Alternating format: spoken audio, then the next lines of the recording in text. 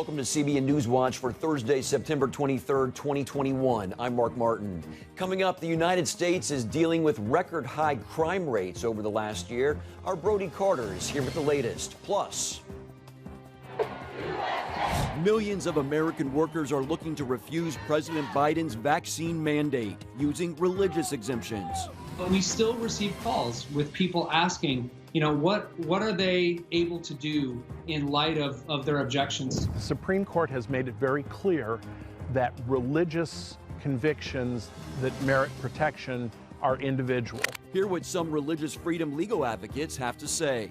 And love, it's a magnanimous gift that could change the lives of millions of people. Love is always an action word. When we commit to loving somebody or something, it means that we have to do something to manifest that love. We'll bring you a powerful story of biblical love and how it could affect an entire continent. All this and more are next. This is CBN NewsWatch. The most murders on record in half a century. The grim details in the U.S. from the FBI show a rise in the murder rate by almost 30%. CBN's Brody Carter is breaking down the numbers, and he joins us now.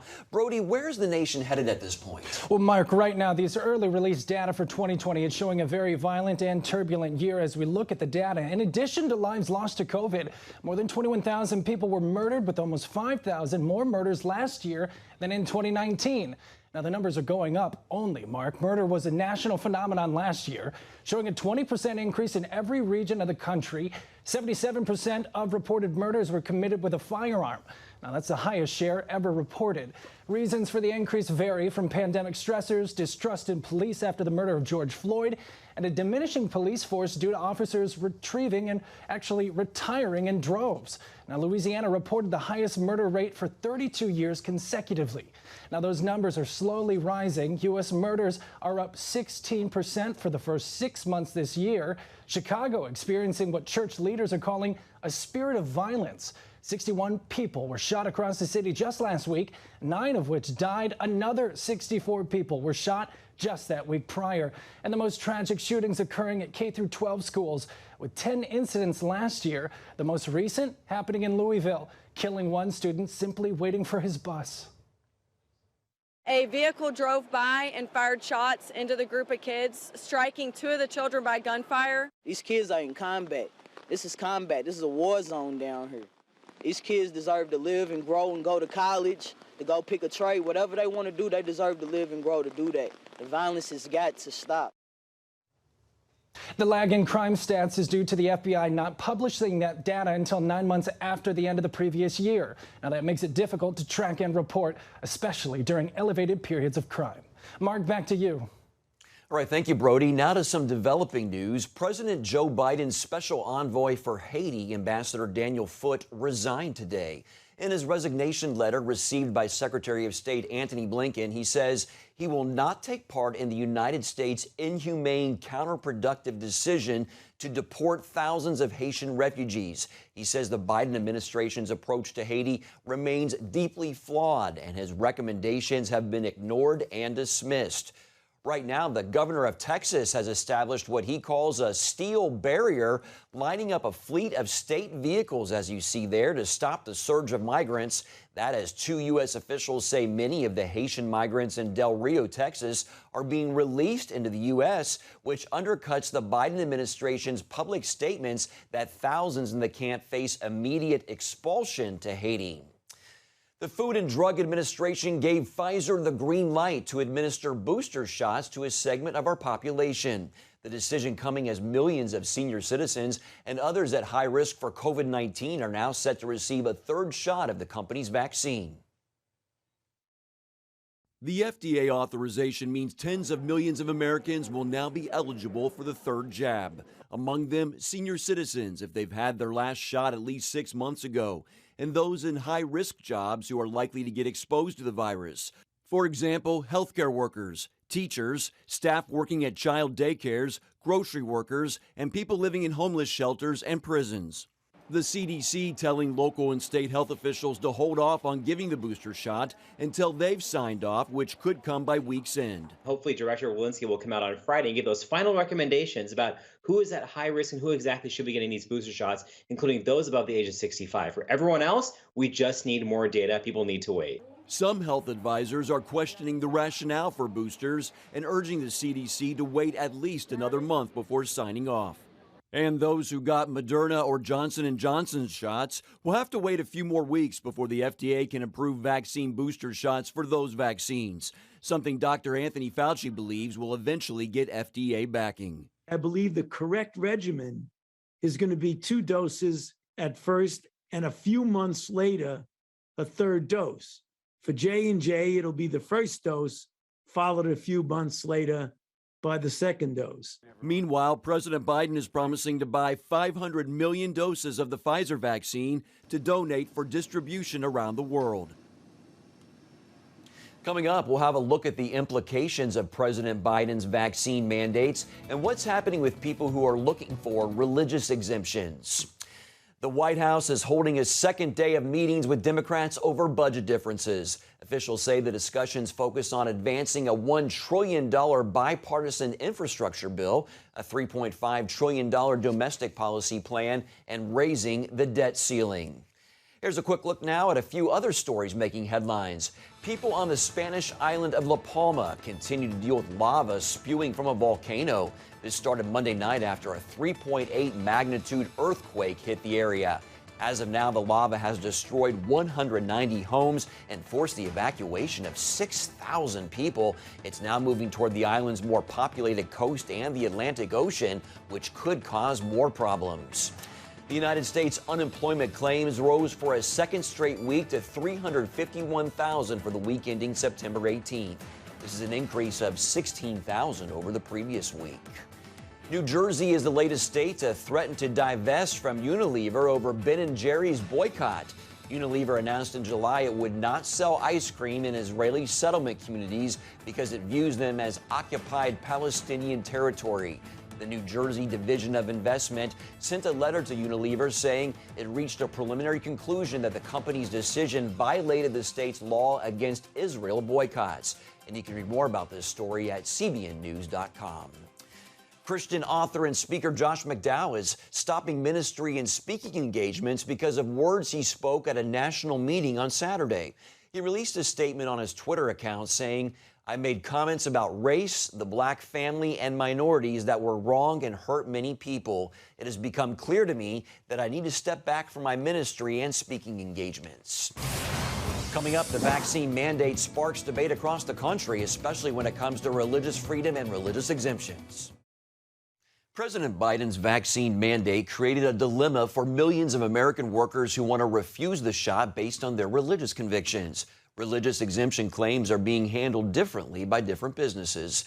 Senior national affairs correspondent Heather Sells reports it could become a legal matter that goes all the way to the Supreme Court, where justices will have to decide if American workers have the right to make such a claim. For months, evangelical leaders have encouraged followers to get the vaccine. Hi, welcome to Pastors and the Vaccine. With all kinds of campaigns to encourage the faithful, now the president's new push to mandate the shot has some in the pews opposed. Although many denominations and high-profile evangelical leaders support the vaccine, a number of people of faith also oppose it for spiritual reasons. And they're seeking guidance on how to claim a religious exemption. People are entitled to religious accommodations under Title VII of employment discrimination law. There's basic protection for faith in the workplace thanks to federal law and the Constitution. When it comes to the vaccine mandate, however, many aren't sure how to claim a religious exemption. And thousands have been calling places like the Religious Freedom Institute for help. RFI, the Religious Freedom Institute, doesn't provide legal services. But we still receive calls with people asking, what are they able to do in light of their objections? Legal scholars say the key is not a church's doctrine, but an individual's sincerely held belief. The Supreme Court has made it very clear that religious convictions that merit protection are individual. I don't have to have a church behind me. What we want to avoid is employers, and worst of all, the federal government becoming some sort of Star Chamber inquisitorial board, probing into people's religious beliefs.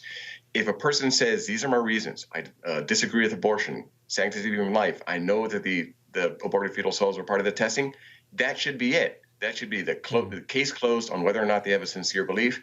You don't need a letter from your pastor. But Oklahoma pastor and Senate candidate Jackson Lahmeyer is doing just that, telling people that if they join his church, he'll sign their exemption. It's not an anti-vaccine thing, it's a pro-freedom thing. Berkeley cautions people to sort out their reasons and avoid pursuing this exemption if motivated by politics.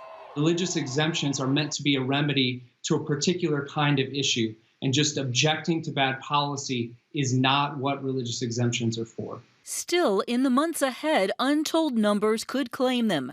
In a telling sign, 3,000 LAPD employees plan to file. And the lawsuits have already started. The White House may have a hard time telling the courts that OSHA has the right to mandate a shot. Think about what OSHA is about. It's about chemical exposures in the workplace, hard hat regulations on construction sites. This is conduct outside of the workplace that they say must be part of the workplace. This is a real stretch. It's unclear how the Supreme Court might eventually rule, especially with weakened religious protection after the 1990 Smith ruling. The government can win if it has a compelling interest, really, really important interest, and there's no way to accomplish that without infringing on liberty. And, you know, when you're looking at a pandemic and people dying, the government is certainly going to try very hard. Even if they're under the tough standard, they're going to argue that we meet that standard. It's a high-stakes fight that could severely weaken or empower religious liberty in the months and years ahead.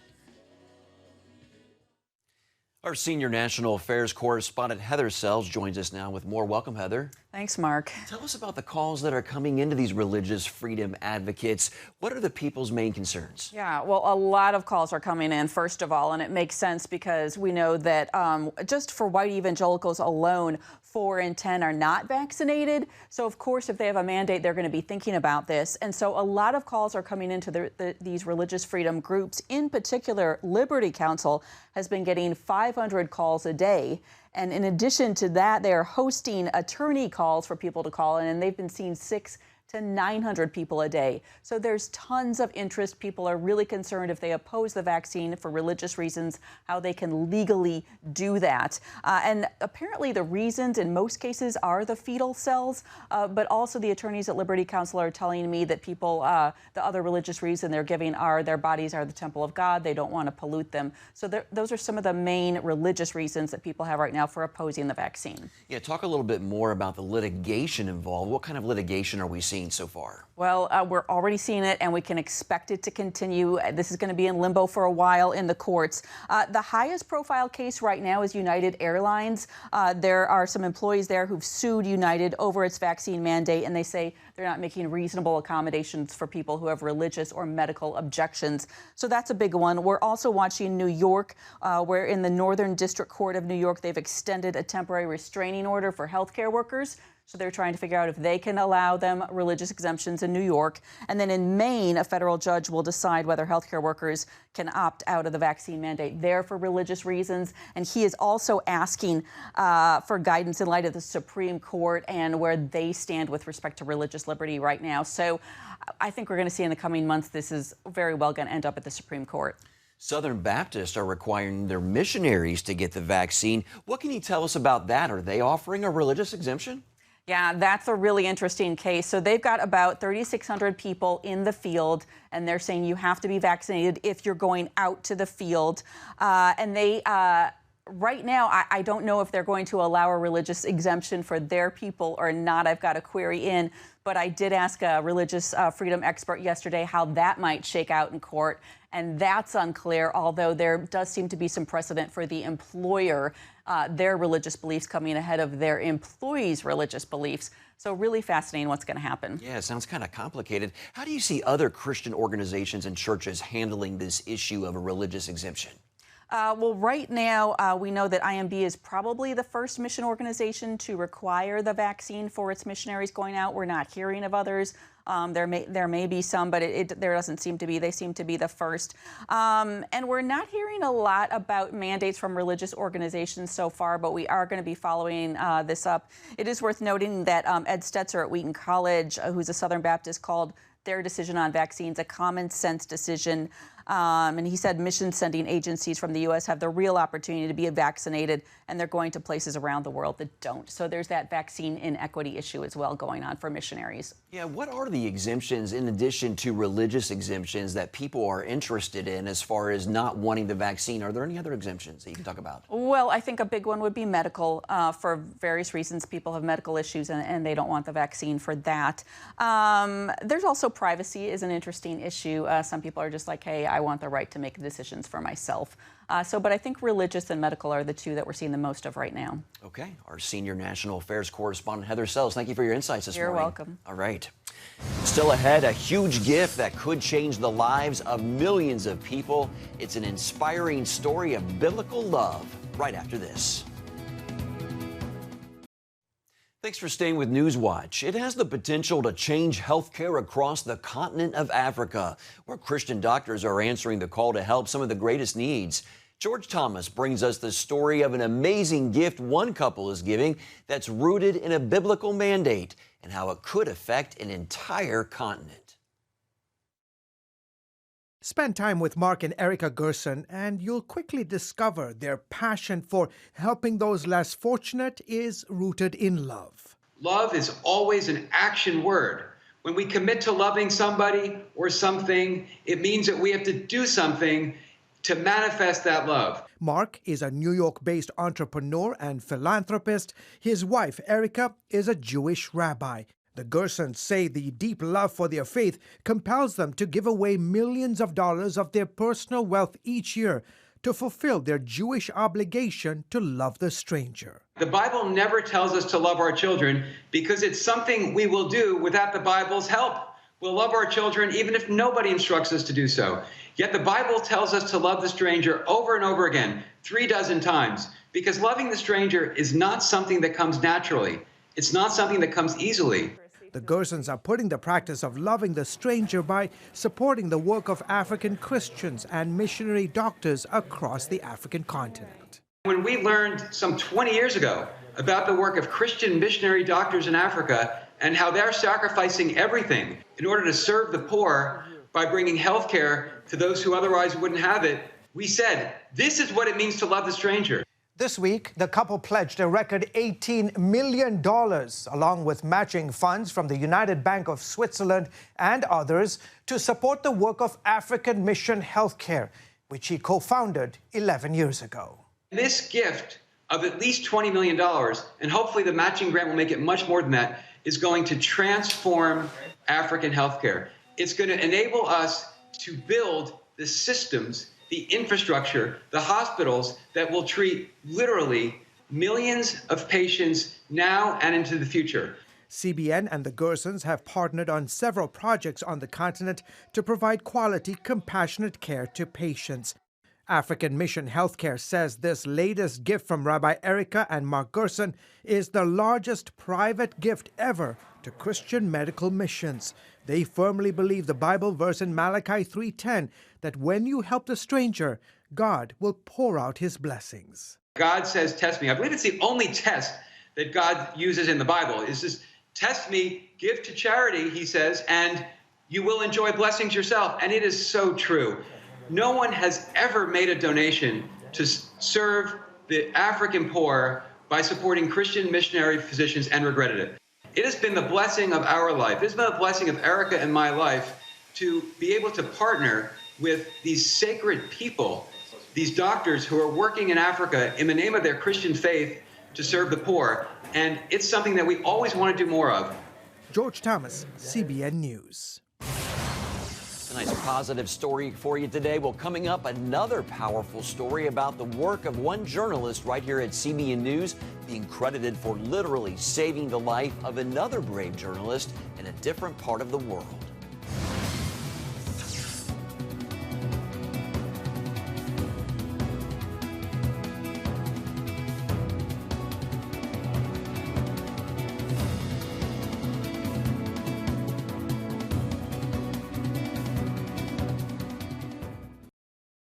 Some people refer to Japanese journalist Moi Fukada as another Julian Assange. The investigative reporter faced prison time for exposing a Chinese spy network in the land of the rising sun. She has also received death threats for revealing how Japanese and Taiwanese leaders helped China steal U.S. military secrets involving F-15 and F-35 fighter jets. Fukada shares some good news about her case on this week's episode of The Global Lane. Thank you, Mr. Gary Lang and CBN. Probably you saved my life because Tokyo prosecutor decided not to prosecute me.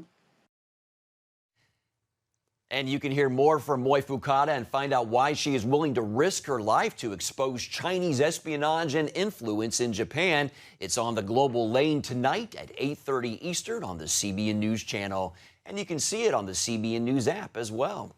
That's going to do it for this edition of CBN News Watch. Remember, you can find more of our news programs on the CBN News Channel anytime or online with cbnnews.com. Also, tell us what you think about the stories you've seen by emailing newswatch@cbn.com or talk to us on Facebook, Twitter, and Instagram.